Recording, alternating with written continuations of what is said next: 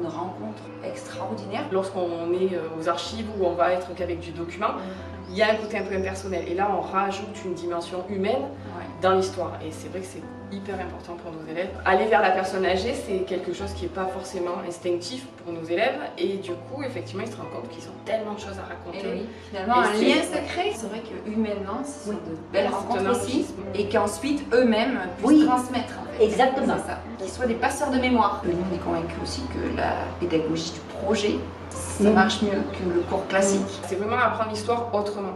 Déjà, de voir que la jeunesse est intéressée parce que nous, personnes âgées, on a vécu, et puis de retrouver des personnes avec qui ont vécu la même vie que soi, quoi.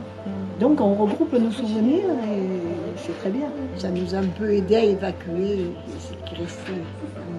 Quelque part, ça nous a fait du bien. Ça permet un peu de penser à autre chose. Je suis aussi vraiment heureux et je me félicite de voir cette ambiance où les jeunes s'intéressent à ce qu'a été la vie de des anciens. Je suis content d'être revenu. L'esprit de résistance, c'est dans la vie de tous les jours. Et c'est encore aujourd'hui un esprit de choix dans ce qu'on veut vivre. En fait, ça nous permet de comparer notre génération et la génération d'avant. Par exemple, quand Madame Chanoz, elle parle, moi je fais la comparaison maintenant, tout ce qu'elle a vécu. Pour moi, c'est pas normal, je suis choqué, ça me touche. Et j'ai pleuré. Mais après, oui, ça nous permet d'avoir un vrai témoignage d'une vraie personne qui a vécu des choses. C'est hyper beau et c'est touchant. Ils ont vécu des choses que nous, on a la chance de pas vivre en fait. Ces moments-là avec des personnages, ça nous fait prendre conscience de la chance qu'on a. Et aussi, ça nous permet de connaître ce que nos anciens ont vécu. Moi, je suis originaire de Gap. Et avant que commence à parler avec ces personnes, j'avais pas connaissance de qu'il s'était passé autant de choses dans cette vie. On lit des choses, on apprend des choses sur ce qui s'est passé.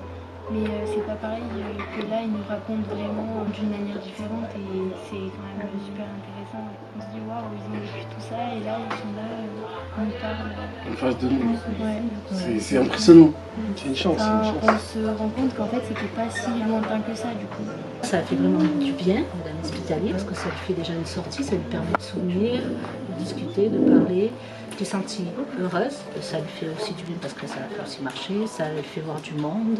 Elle a fait aussi des connaissances, parler de plein de choses qui l'ont fait revenir un peu en arrière, qui lui ont fait du bien pour sa santé, pour son moral.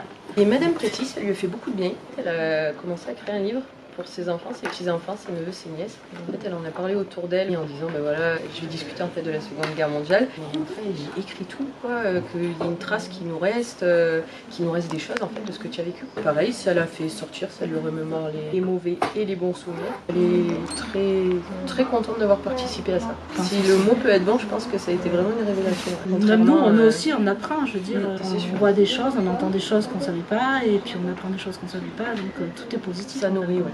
Moi, je trouve que les anciens nous apprennent beaucoup. On ressent aussi leur souffrance d'avant.